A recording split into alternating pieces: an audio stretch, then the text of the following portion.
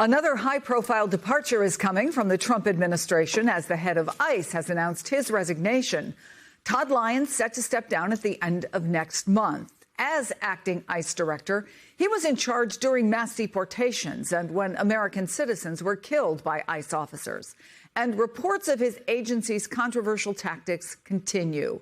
The New York Times details the arrest of an 85-year-old French widow in Alabama just months after her husband died. They had met when he was in the military in France. Just yesterday, one Democratic congresswoman told Director Lyons that the fault lies at the top. It could not possibly be clearer that your agencies are out of control. The patterns of reckless, incompetent, cruel, illegal, corrupt, and unconstitutional behavior across your agencies and the total lack of accountability to Congress, the American people, and the Constitution, in my opinion, these are leadership problems. Joining me now, MS Now White House reporter Laura Barron-Lopez, former Senator John Tester, a Democrat from Montana, and MS Now political analyst and Charles Coleman, former Brooklyn, New York prosecutor. Thank you all for being here. Senator, so, okay, you've got a widow and a widower. He's a veteran.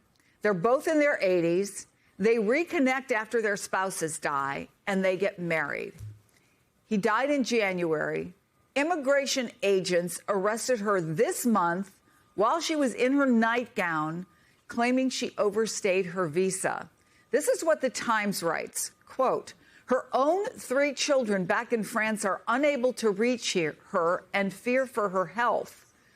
What do you make of this? Is it cruelty for the sake of being cruel? An 85-year-old woman in her nightgown, the worst of the worst? Well, Chris, it's wrong on so many levels. And the first level that it's wrong on is there was no common sense applied to this. The second thing is the Trump administration and Todd Lyons have said they're going to get rid of the worst of the worst. And we've seen this kind of activity time and time and time again, where an 86-year-old woman or a 5-year-old little boy or a second grade little girl gets picked up and treated like a common criminal. Look, people wanted to see the border secured, and they did it, and they should take credit for it. I think they want to see the folks who are here illegally that are criminals, that have committed criminal acts, and that's not just crossing the border. That's a criminal act taken care of and getting out of the country. But that's not what ICE has done. They've entered houses without warrants. They've arrested people because they think they might be here illegally. And the bottom line is that you got to apply some common sense to what's going on here. People do not appreciate what ICE has been done, generally speaking, what ICE has done since the beginning of this term. And I think that it's being showed at the ballot box, quite honestly. And I think that leadership does matter. And if Markwayne Mullin does a good job and applies some common sense to what's going on here, and they get a good director of ICE that understands that what they say matters to these agents on the ground, it could change. It needs to change.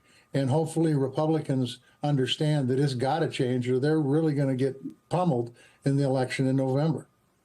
So we just got word via the New York Times that this woman is heading back to France. So she's leaving the country, Charles. The judge overseeing this case, though, said there may be potential corruption involved, not just cruelty. According to the Times, the judge said she believes that the woman's stepson, who is a retired Alabama state trooper who now works at a federal courthouse, had used his position as a government employee to have the woman arrested. Now, he denies that. But does this merit further investigation? The implication is that he manipulated this for personal gain because of an inheritance. Sure. And weaponizing ICE because of your personal grievances around probate is not something that should be happening, particularly when you're a law enforcement agency. But this is the bigger issue here, Chris.